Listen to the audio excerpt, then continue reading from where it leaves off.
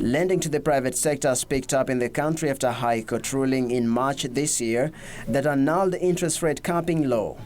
KCB increased loans and advances to 478.7 billion shillings at the end of June this year, up from 421.5 billion shillings a year earlier, while the lender attributed to strong lending to retail and corporate customers. We saw a 20% growth on government securities, so we moved our excess funding.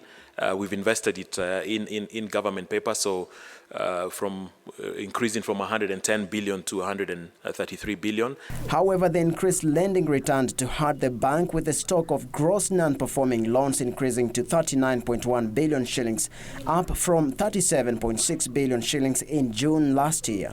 This pushed KCB to adjust its loan loss provision from 827 million shillings to 3 billion shillings. Our channels were contributing about 87% of all transactions. That has grown to 96%. So only 4% of our transactions are actually now being done in the branch. Net interest income rose 5% to 25.4 billion shillings, attributable to a 14% expansion of the loan book, while fees and commissions increased by 31% to 8.9 billion shillings.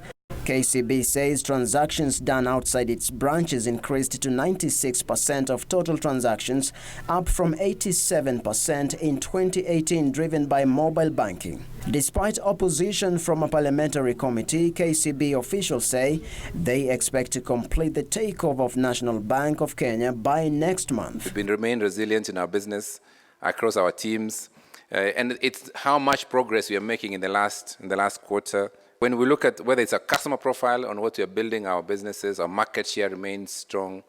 I'm a strong believer in shared value, and we'll see what we're doing. We just recently signed a new partnership with Mastercard Foundation. KCB has recommended an interim dividend payout of 1 shilling per share. Brian Itava, Channel 1 Business.